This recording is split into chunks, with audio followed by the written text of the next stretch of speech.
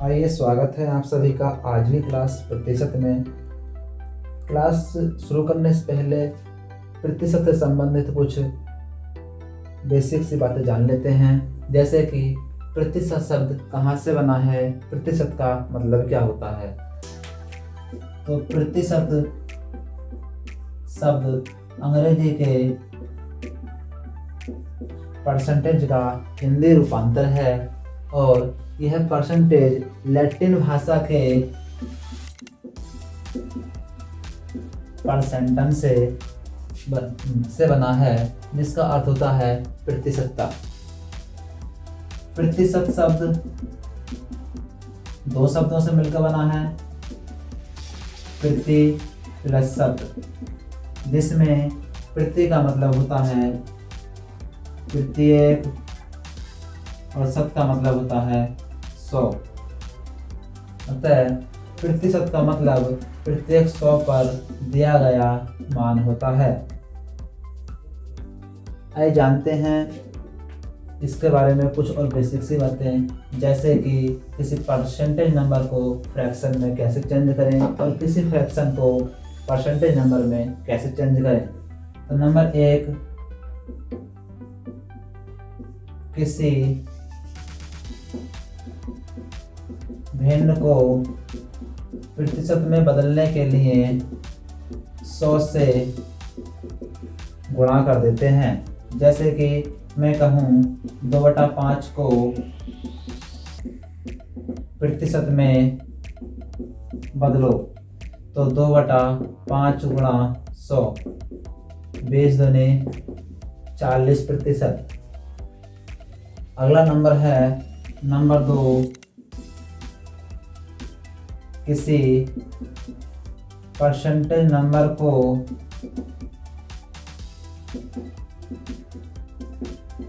भिन्न में बदलने के लिए 100 से भाग कर देते हैं। जैसे मैं कहूँ 60% को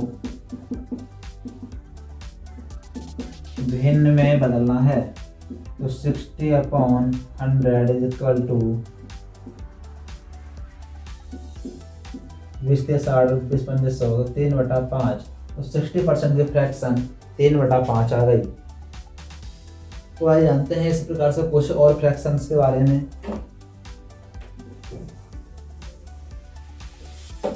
वैसे तो हम किसी भी परसेंटेज नंबर को इजीली ही हम फ्रैक्शन में चेंज कर सकते हैं और किसी फ्रैक्शन को इजीली परसेंटेज में चेंज कर सकते हैं। इस प्रकार से हम, जैसे कि 40% की फ्रैक्शन 2/5 होती है, 60% की फ्रैक्शन 3/5 होती है, 16 सही 2/3 की फ्रैक्शन 1/6 होती है, 25% की फ्रैक्शन 1/4 होती है, 20% की फ्रैक्शन 1/5 होती है,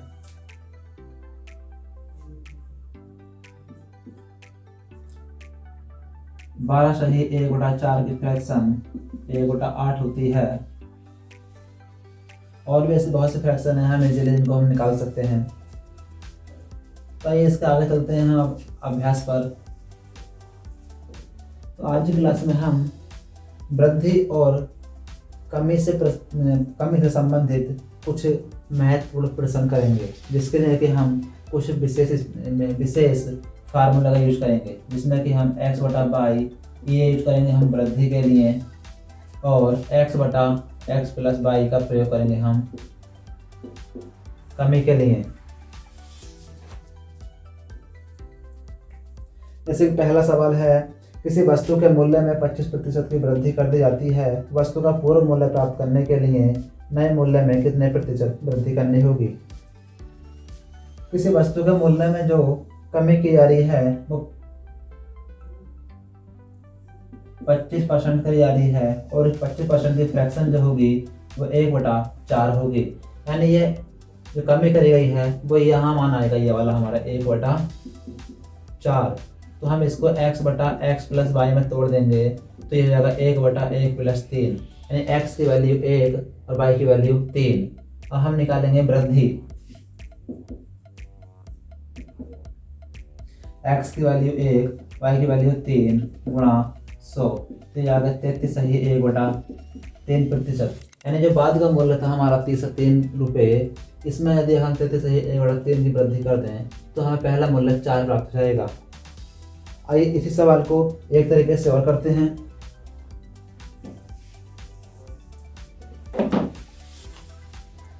जो वस्तु के मूल्य में कमी हो रही है वो 25% है।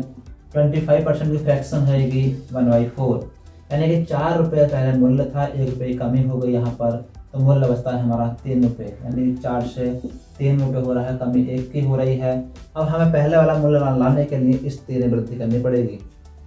तो 1/3 गुणा 100, 33 सही 1/3%।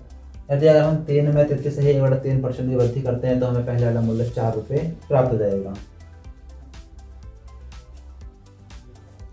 अगला सवाल है, चावल के मूल्य में 20% की कमी हो गई, किसी गृहिणी को अपने खाद्य में कितने प्रतिशत वृद्धि करनी होगी ताकि उसे खर्च पर कोई प्रभाव न पड़े। तो चावल के मूल्य में जो कमी हो रही है वो 20% हो रही है, और 20% की फ्रैक्शन होती है 1/5। अब इसको हम तोड़ेंगे x/x + y में करके, तो x की वैल्यू 1 हो जाएगी, 1 प्लस और y की वैल्यू 4 हो जाएगी। अब जो हमारा नया मूल्य आया था वो 4 रुपये आया था कम करने के बाद, तो पहला मूल्य हमारा 5 रुपये रहा होगा।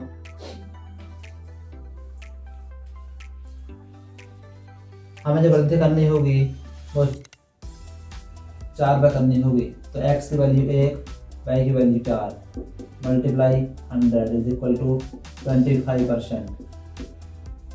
यदि अगर हम बाद वाले मूल्य में 25% की वृद्धि कर दें तो उसके गृहिणी के खर्च पर कोई प्रभाव नहीं पड़ेगा। इस सवाल को एक तरीके से सॉल्व करते हैं। जो चावल के मूल्य में कमी हो रही है वो 20% की कमी हो रही है, और इसकी फ्रैक्शन 1/5 हो, यानी कि 5 पहले मूल्य था और 1 की कमी हो गई, तो मूल्य बचता है हमारा 4। मूल्य 5 से घट करके 4 हो गया। कितना कम हुआ है? 1। अब हम इस 4 में वृद्धि करेंगे इसको लाने के लिए, तो 1/4 गुणा 100 बराबर 25%। यदि अगर गृहिणी को है अपने खाते में 25% तक की वृद्धि कर ले तो उसे खर्च पर कोई भी प्रभाव नहीं पड़ेगा। अगला प्रश्न है, चाय के मूल्य में 30% की कमी कर दी जाती है। चाय का पूर्ण मूल्य प्राप्त करने के लिए नए मूल्य में कितने % वृद्धि करनी होगी? जो कमी करी जा रही है वो 30% की कमी करी जा रही है, उसकी फ्रैक्शन रहेगी 3/10। हम तोड़ते हैं इसको x/x + y के मान में, तो x की वैल्यू 3 हो जाएगी और y की वैल्यू 7 हो जाएगी। यानी पहले मूल्य 10 रुपये था, उसके बाद 3 रुपये कम होने का मूल्य 7 रुपये बचता है, तो हमें वृद्धि जो करनी होगी अब इस 7 पर करनी होगी। तो x की वैल्यू 3 और y की वैल्यू 7 मल्टीप्लाई 100, 300/7 चेंज कर लेंगे इसको हम, 7 चौक 28,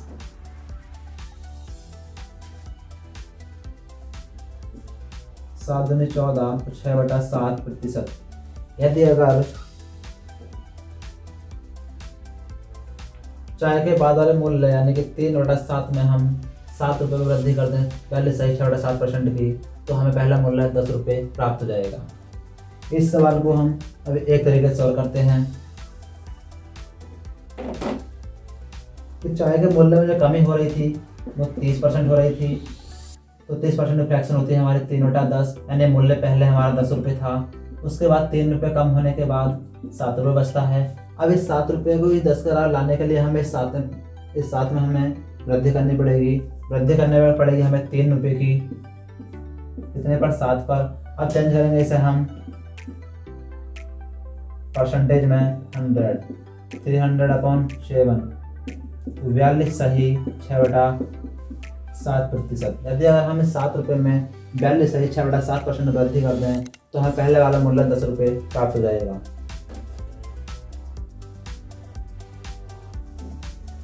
अगला प्रश्न है, एक पुस्तक के मूल्य में 16.3% की कमी करने पर पुस्तक की बिक्री में कितने प्रतिशत वृद्धि होगी।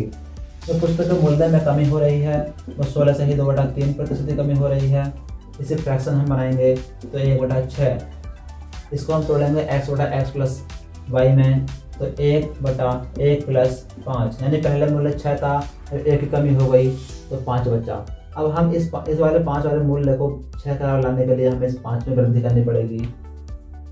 वृद्धि करनी है हमें x/y के पदों में, तो 1/5 गुणा 100 बराबर 20%। यदि अगर पुस्तक के मूल्य में 16.3% की कमी होती है तो पुस्तक की बिक्री में वृद्धि होगी वो 20% की होगी। इसी सवालों करते हैं हम दूसरे मेथड से। जो पुस्तकों के मूल्य में कमी हो रही है वो 16.3% की कमी हो रही है और इसकी फ्रैक्शन होती है 1/6, यानी पुस्तक का मूल्य पहले 6 रुपये था, उसके बाद 1 कम होने के बाद 5 रुपये रह जाता है, यानी पुस्तक का मूल्य जो है वो 6 से 5 रुपये हो रहा है। कितना घट रहा है 1। अब जो पुस्तकों की बिक्री में वृद्धि निकालेंगे वो हम इस पर निकालेंगे, तो 1/5 गुणा 100 बराबर 20%। तो वस्तु के मूल्य में 16.3% की कमी होने के बाद वस्तु की बिक्री में 20% की वृद्धि होगी। अगला प्रश्न है,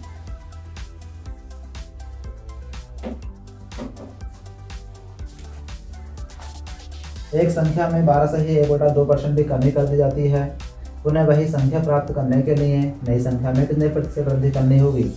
जो कमी हो रही है वो 12.1/2% की कमी हो रही है और इसकी फ्रैक्शन होती है 1/8। अब 1/8 को तोड़ेंगे हमें x/x प्लस y के पदों में, तो 1/x प्लस 7, यानी 8 में 1 की कमी होगी तो हमें 7 प्राप्त होगा, तो हमें वृद्धि करनी पड़ेगी, वो 7 पर करनी पड़ेगी। तो x का मान 1, y का मान 7 गुणा 100, ये आ गया 14.2/7%। यदि अगर हम इस 7 में 14.2/7 की वृद्धि कर देंगे तो हमें पहले वाली संख्या 8 प्राप्त हो जाएगी। इसी सवाल को हम समझते हैं दूसरे तरीके से। जो संख्या में कमी हो रही है वो 12.1/2% की कमी हो रही है। अब इसकी फ्रैक्शन होगी वो 1/8 होगी, यानी कोई संख्या पहले 8 थी, उसके बाद 1 कम होने के बाद वह संख्या हमारी 7 बचती है। संख्या 8 से कितनी हो रही है 7, कम 1 की हो रही है। अब हम इस 7 को इस 8 के बराबर लाएंगे तो हमें इसमें वृद्धि करनी पड़ेगी 7 में, तो इसके हम 1/7 गुणा 100 यानी 14.2/7%। अगर हम 7 में 14.2/7% वृद्धि करते हैं तो हमें पहले वाली संख्या 8 प्राप्त हो जाएगी। अगला सवाल देखते हैं। अगला सवाल है, एक गृहिणी को अपनी खपत में कितने प्रतिशत वृद्धि करनी होगी जिससे उसके मद में कोई खर्च न बढ़े, जबकि घरेलू सामान की कीमत में 33.1/3% की कमी हुई हो। इस सवाल को हमें ऐसे भी कह सकते हैं कि किसी घरेलू सामान की कीमत में 33.1/3% की कमी होने पर किसी गृहिणी की खपत में कितने % वृद्धि हुई होगी जिससे कि उसके मद में कोई खर्च न हो। जो घरेलू सामान है उसकी कीमत में जो कमी हुई है वो 33.1/3% है और इसकी फ्रैक्शन होती है 1/3। अब 1/3 को हम तोड़ेंगे x/x प्लस y के पदों में, तो x का मान 1 आ गया, 1 प्लस 2, y का मान 2 आ गया यहाँ पर। तो हमें जो वृद्धि करनी होगी या वृद्धि निकालनी होगी, हमें इस 2 पर निकालनी होगी। निकाल दें वृद्धि 1/2 गुणा 100 बराबर 50%, यानी कि जो गृहिणी है उसकी खपत में 50% की वृद्धि हो जाएगी, तब भी उसके जो खर्च होगा उस पर कोई भी इफेक्ट नहीं पड़ेगा, कोई प्रभाव नहीं पड़ेगा। आइए इसी सवाल को समझते हैं दूसरे मेथड से। जो वस्तु का सामान में कमी हुई है वो 33.1/3% कमी हुई है, इसकी फ्रैक्शन हो जाएगी 1/3। यानी किसी वस्तु का मूल्य 3 रुपये था पहले, बाद में 1 कम होने के बाद बचता है 2 रुपये, तो 3 से 2 रुपये हो गया, कम हो गया 1। अब जो हमें निकालनी पड़ेगी उसकी खपत में वृद्धि हुई 2 पे निकालनी पड़ेगी, तो 1/2 गुणा 100 यानी 50%। यदि गृहिणी की खपत में 50% वृद्धि होती है तो उसके खर्च में कोई भी प्रभाव नहीं पड़ेगा। अगला प्रश्न देखते हैं। अगला प्रश्न है, एक संख्या में 15% की वृद्धि कर दी जाती है। पूर्व संख्या प्राप्त करने के लिए संख्या में कितने प्रतिशत कमी करनी होगी। एक संख्या में अब वृद्धि हो रही है, वृद्धि जो हो रही है वो 15% हो रही है, और 15% की फ्रैक्शन जो होगी वो होगी 3/20, यानी x का मान 3 हो गया और y का मान 20 हो गया। अब इसको लिखते हैं ऐसे पदों में, 3/20 और 3 23 हो जाएगा। तो हमें बाद में संख्या प्राप्त हो रही है और 20 से हमें 23 प्राप्त हो रही है, तो हमें कमी जो करनी होगी 23 पर करनी होगी। निकाल देंगे परसेंटेज, 300/23, 23 का 23 बचे 7, 23 69, 1/23%। यदि अगर हम इस 23 में 23 ही 1/23% की वृद्धि करते हैं तो हमें पहली संख्या 20 प्राप्त हो जाएगी। इसी सवाल को हम समझते हैं दूसरे तरीके से, क्योंकि संख्या में वृद्धि हो रही है वो 15% हो रही है, उसकी फ्रैक्शन होती है 3/20, यानी कोई संख्या पहले 20 थी, उसके बाद 3 बढ़ करके वह 23 हो गई। अब इस संख्या में कितने प्रतिशत कमी करनी होगी कि हमें 20 प्राप्त हो जाए। 3 बढ़ रहा है, 3 की हमने कमी कर दी, इसमें कर दिया हमने इसको परसेंटेज में, तो ये आएगा 300/33 और 23, तो 13 सही 1/23%। यदि हम 23 में 13 से 1/23 की कमी करते हैं तो हमें पहले संख्या 20 प्राप्त हो जाएगी। अगला सवाल है, एक वस्तु के मूल्य में 25% वृद्धि करने के बाद पूर्व मूल्य प्राप्त करने के लिए नए मूल्य में कितनी कमी करनी होगी। किसी वस्तु के मूल्य में 25% की वृद्धि हो रही है, तो 25% फ्रैक्शन होती है 1/4, यानी x का मान 1 आ गया, y का मान 4 आ गया। यहाँ रखते हैं 1/4 और 1 5, तो हमें कमी जो करनी होगी इस 5 पर करनी होगी, क्योंकि हमें वृद्धि होने के बाद 4 में 1 की, तो हमें 5 प्राप्त हुआ है, गुणा 100 बराबर 20%। यदि अगर हम इस 5 में 20% की कमी कर दें तो हमें पहले वाला मूल्य 4 रुपये प्राप्त हो जाएगा। फर्स्ट मेथड ये था। देखते हैं इसको हम सेकंड मेथड से। जो वस्तु के मूल्य में वृद्धि हो रही है 25% की हो रही है, इसकी फ्रैक्शन होती है 1/4, यानी 4 में 1 जुड़ने के बाद हमें प्राप्त हो गया 5, मूल्य 4 से 5 रुपये हो रहा है, 1 बढ़ करके। अब हमें जो कमी करनी होगी इस 5 में कमी करनी होगी कि हमें पहले वाला मूल्य 4 प्राप्त करना है। तो कमी हम यहाँ पर 1 की वृद्धि हुई है, तो 1 की कमी करेंगे हम कितने पर, 5 पर, चेंज कर देंगे इसको हम परसेंटेज में, आ गया 20%। यदि अगर हम 5 को 20% कम करते हैं तो हमें पहला वाला मूल्य 4 प्राप्त हो जाएगा। अगला प्रश्न देखते हैं। अगला प्रश्न है, एक पुस्तक विक्रेता को 30% लाभ होता है, वह पुस्तक को कितने प्रतिशत कम मूल्य पर बेचे जिससे उसे न लाभ हो और न हानि हो। जो पुस्तक विक्रेता पुस्तकों को बेचता है वह 30% लाभ पर बेचता है, तो उससे वृद्धि हो रही होगी, तो इसकी फ्रैक्शन आएगी 3/10, x का मान 3 और y का मान 10।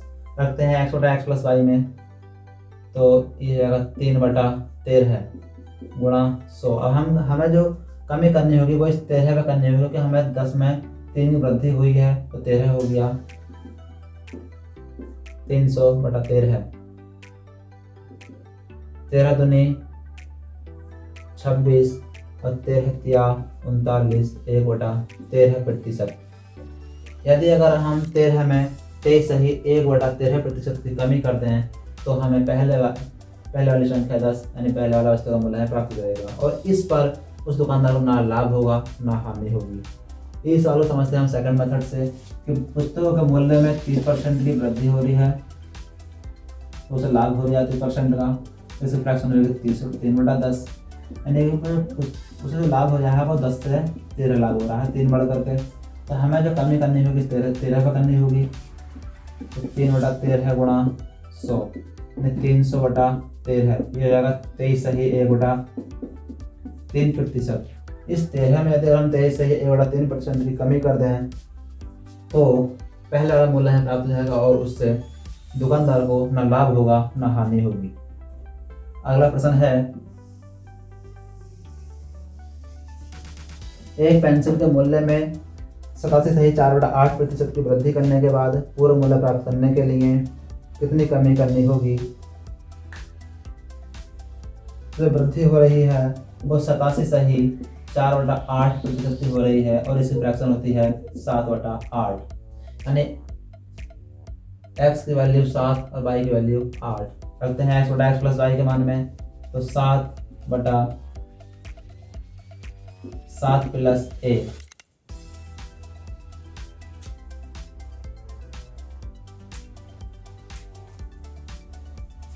तो 7 प्लस रखते हैं यहाँ पर, तो 7/15 हो जाएगा। अब हमें जो कमी करनी होगी वो इस 15 पे करनी होगी, क्योंकि हमें 7 की वृद्धि हुई है 8 में, तो हमें प्राप्त हुआ है 15 गुणा 100। 5 से 15 है, 5 20 140/3, 3 चौक 12, 3 छक 18, 2/3%। यदि अगर हम इस 15 में 46 सही 2/3% की कमी कर देता है, पहले वाला मूल्य 8 प्राप्त करेगा। ये सालों समझते हैं सेकंड मेथड से। जो पुस्तक के या वस्तु के मूल्य में वृद्धि हुई है वो 87 सही 4/8% की हुई है और इसकी फ्रैक्शन होती है 7/8, यानी कि 8 में 7 जुड़ जाते हैं, प्राप्त हो रहा है 15। 8 में 7 की वृद्धि हुई है तो हमें प्राप्त हो गया 15 मूल्य। अब हमें ये वाला मूल्य 15 है, दोबारा से 8 करना है, तो हमें कमी इसी में करनी होगी। कमी करनी होगी बढ़े हुए 7 की बटा 15। बदलते हैं इसको हम परसेंटेज में, 5 से 15, 5 20 100, 140/3, ये आ गया 3 चौक 12, 3 छक 18, 2/3%। यानी अगर हम 15 में 46 सही 2/3% की कमी करते हैं तो हमें पहले वाली संख्या 8 प्राप्त हो जाएगी।